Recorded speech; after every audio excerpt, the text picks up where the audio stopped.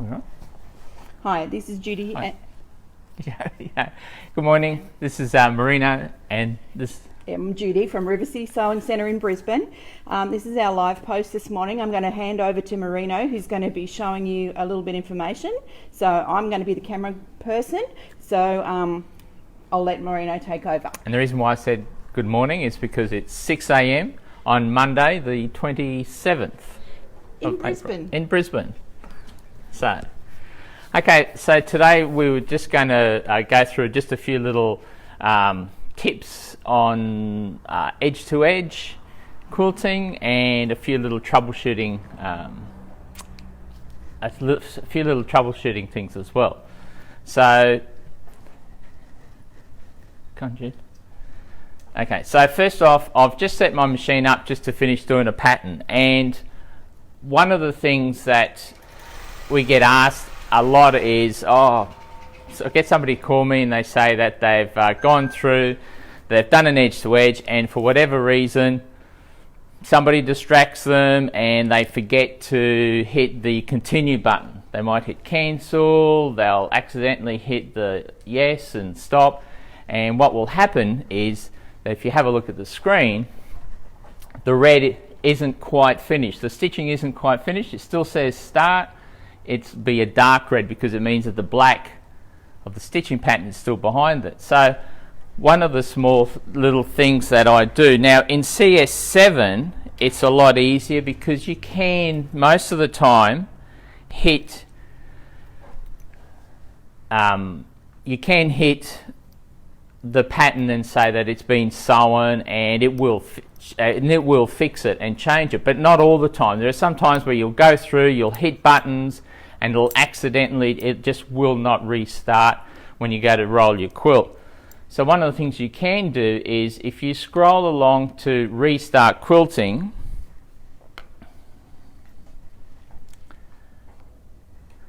and then you just come back probably an inch, half an inch, you quilt the last little inch of where you were,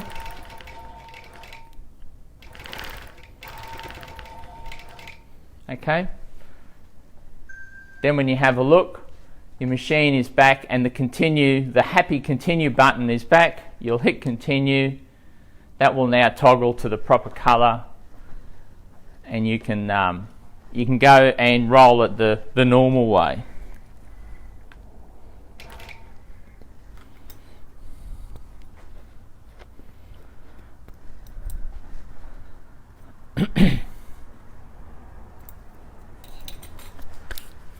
Hope everyone's going good this morning. This is my very first Facebook Live, so you'll have to bear with me. Okay. So one of the other little things that that we wanted to show you is some of the way that I do my edge to edge. When I do my edge to edge quilting, I actually like to see. Now, not everyone's quilts. Excuse me, Jude. I just got to roll this. So if you just want to.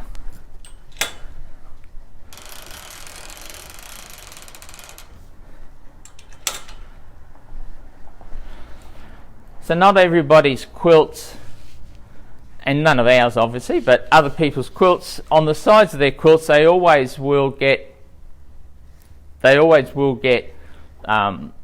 will either be, they look like an apple core, where they'll come in a bit, or they'll look like a what I call a beer barrel, where they'll go outside. So the sides are never square. So if you go, after you've rolled your quilt, okay, position your needle, do your normal work, and you stitch your sides down, what I like to do is use my trim function to give me my true boundary of my true edge of my quilt. I like keeping my stitching pattern inside my quilt. So what I do is, and now you can use the crosshair lines, but the crosshair lines gives you a perfectly straight line. So I come along to my trim, draw trim, I'll just click off the edge about an inch. So if you have a look on here, I'm not sure if you can see, but I've got a little pattern where this is what we use. So this is my edge line. Then I'll come on, and then I can click along my edge and get my true line, click out. I'll then go over the other side, do the same thing.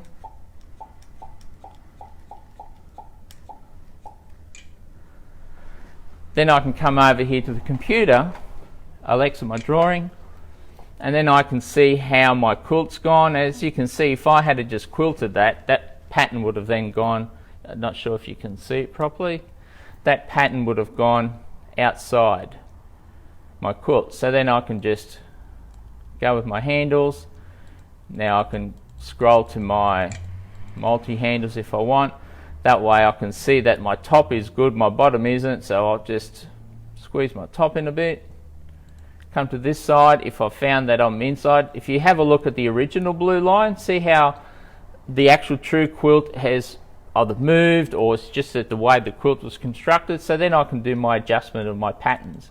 And then I can stitch it, and then I'll be perfectly inside.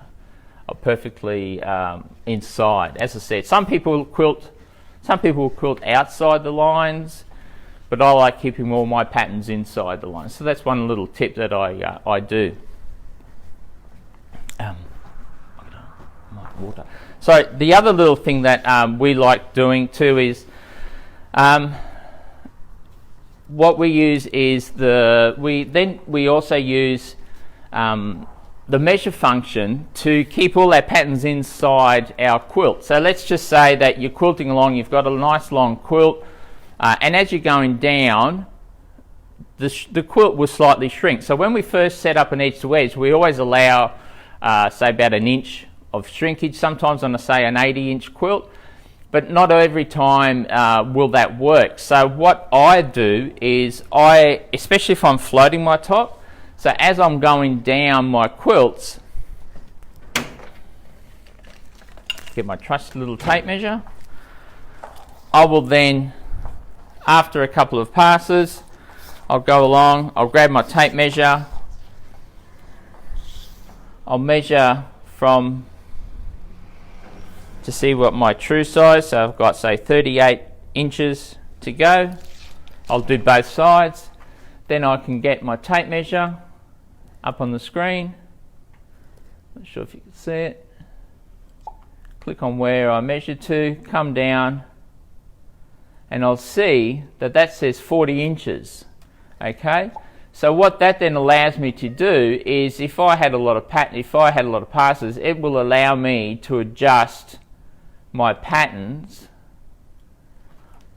more patterns, rather than wait until you get to the last pattern and do all your shrinkage and push it all into so it fits underneath, sits inside the quilt.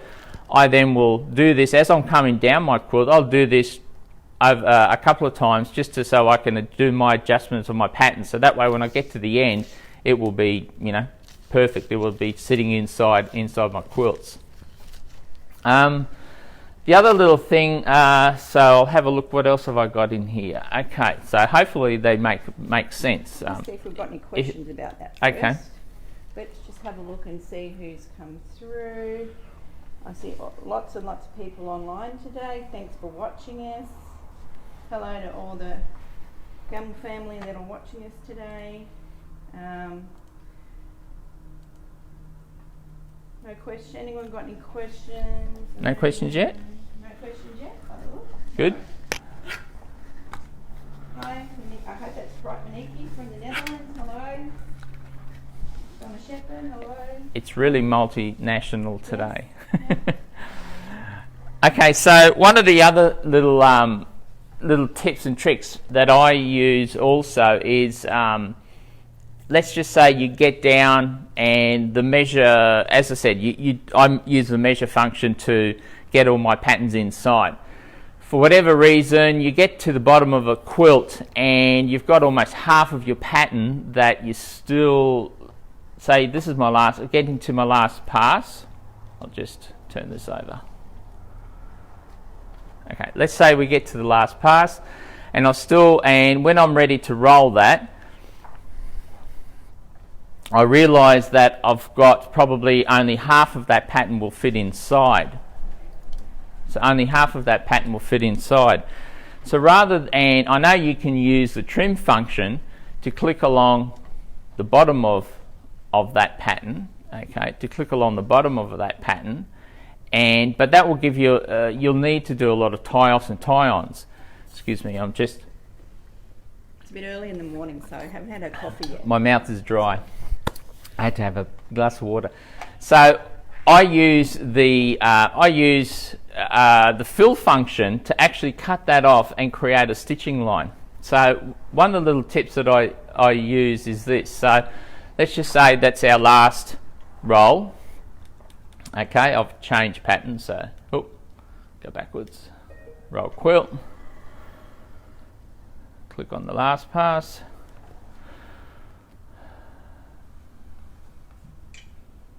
Okay, so then it says to click along the bottom edge of my quilt. Now, because I actually use that trim function to get my quilts inside, I actually click along the on my outsides as well. So then I'll come along, okay, and then I'll get to the bottom of my quilt, and then I'll go along the bottom, and then I'll go along the outside edge. Okay, so let's say you don't want to, there's no way that you can adjust that up because it's just going to make that pattern look really, really distorted. So one thing you can use is use the fill function. Now, the first thing you've got to do is just click on your original boundary, delete it. It'll say not advised in edge to edge, yes. Then you highlight each pattern individually, right click, fill inside. Then next pattern, right click, fill inside. And now the fill function has worked, and then all you need to do if you want to, and it's made your stitching line, then you can just use your nodes, grab your last node, hit snap, snap it to that one, undo snap, bring that line back down, and you're right to stitch, and you can then stitch it, and you've actually used, rather than use your trim function, you've used the fill function to do it. Now one little tip on that is, notice I've drawn the line that comes down all the way from the side and across and up. Okay, if you're ever going to use this, you must make sure that you start clicking it above that last pattern, and I'll show you why. Hit Mr. Undo a few times here.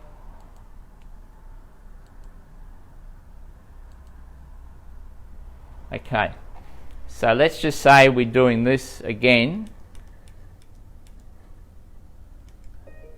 Roll quilt.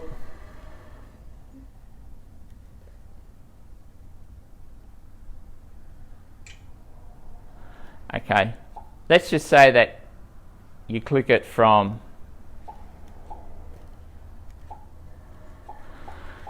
you go along,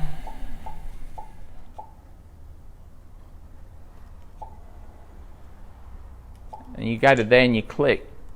Okay, if you do the same thing, and this is what not to do, so this is the bits that I show you what not to do. So because I finished that line there, watch what happens when I use fill.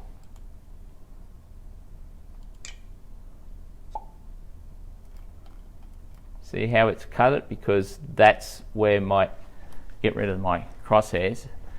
It's actually cut it because of that line. So my point, the tip is, make sure that when you use this feature, click up above your original pattern. Okay. Hopefully that's made sense. If not, ask some questions and I'll try and re-show them. What else have I got to show today? Okay, one of the other, I'll just save that. Save project. One of the other little things that I was going to just quickly talk about was I'll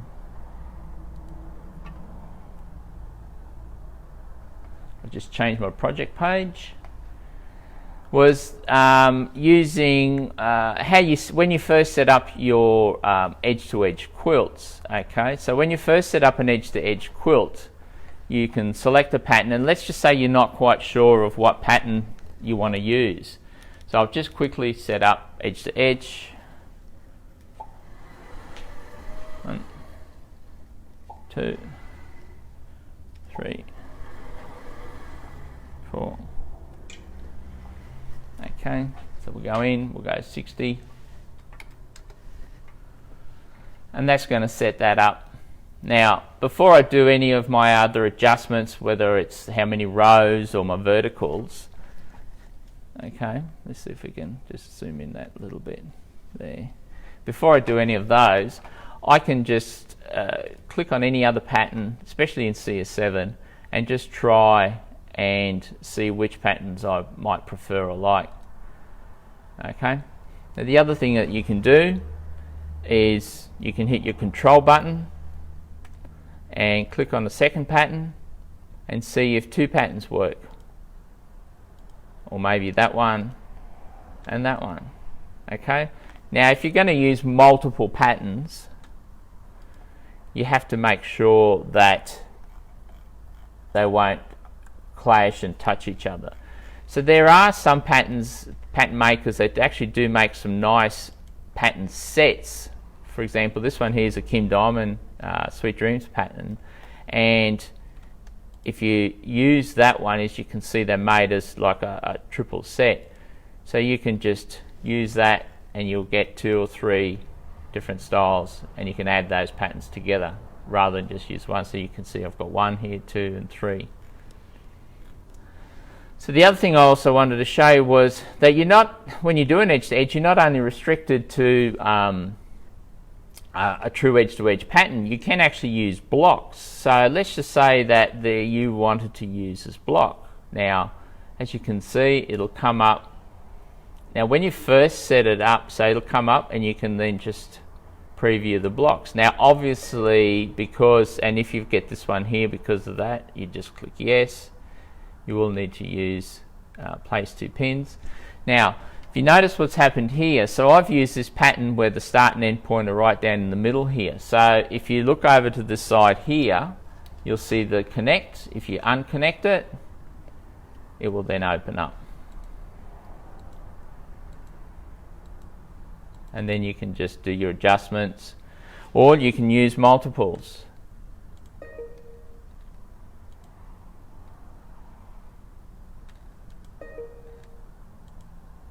So I'm just adding different blocks. Yeah, it'll do it, and then it'll come back. And then it'll work it out, and there we go. So as you can see, that's quite cool. So you can just try different shapes, different variations, and obviously you'll have you'll have jump stitches because that's how the blocks are made. But that just gives you a bit of a variation, a bit of a difference, and things you can play with in edge to edge to make your quilting a bit more exotic, I guess. Have there been any questions or? Not that I can see, but we're always happy to answer them. But lots of people online today, which is great. Hope you're all enjoying these great videos, and it's. Okay, I'll get our better half in now. Hope you've been enjoying these great videos, and for all our Aussie customers, hello. Good morning. Good morning to you all. Why aren't you still in bed? Hello, Jude. I saw you there coming in. Morning, Judy. We really appreciate being part of this this whole thing, and hope you've enjoyed the video this morning. So for those that don't know, we're the Gamble dealers here in Australia. There's a couple of Gamble dealers in Australia. We go everywhere and anywhere, do service work and installs. At the moment, we're restricted to our own state, but things are starting to open up a little bit here. So So yeah, hopefully everyone's safe and have been keeping well out there. So from us, Yeah. signing off. It's been a pleasure being with you all this morning, and we look forward to seeing So, you. and if there's no questions or everything's all going good, Yep. So we'll sign off and we'll go and have breakfast. Yep. Thanks. Bye. Okay. See you later. Bye bye.